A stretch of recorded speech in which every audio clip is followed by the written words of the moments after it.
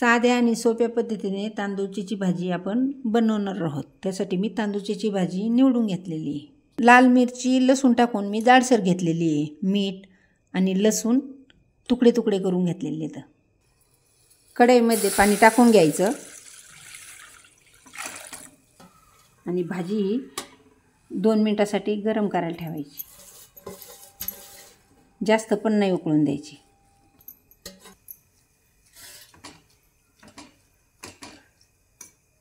पाण्याला उकळी आली की लगेच ही भाजी काढून घेऊया आपण। 2 मिनिटं झालेले आहेत। गॅस बंद करून घेऊया। चाळणीमध्ये ओतून घ्यायचं, थंड पाणी टाकून पिळून घ्यायची।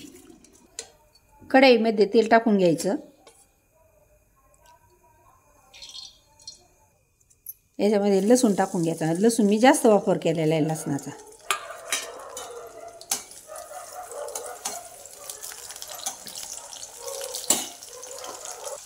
याचा कलर बदलूपर्यंत हे तेलामध्ये लसूण तळून द्यायचा। त्याला असं सारखं हलवायचं।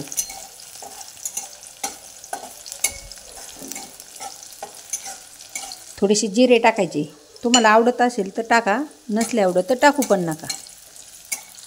ही भाजी अशी रिकामी अशी करायची मोकळी आणि मग टाकायची याच्यामध्ये।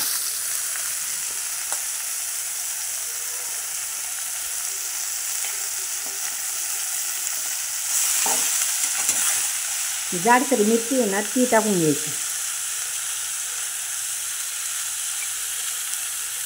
ही मिरची तुम्ही तुमच्या आवडीनुसार पण टाकू शकता। तुम्हाला कमी जास्त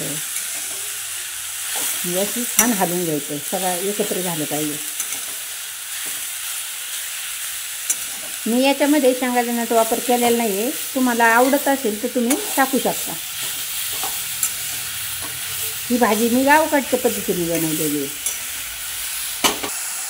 मिरचीमध्ये मीठ आहे म्हणून मी थोडंसंच मीठ टाकता येते वरती।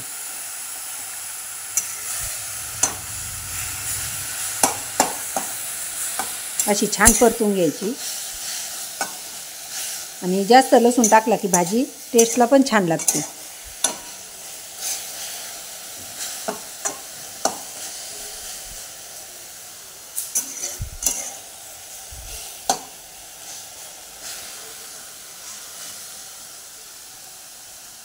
आपली भाजी ही तयार झालेली आहे।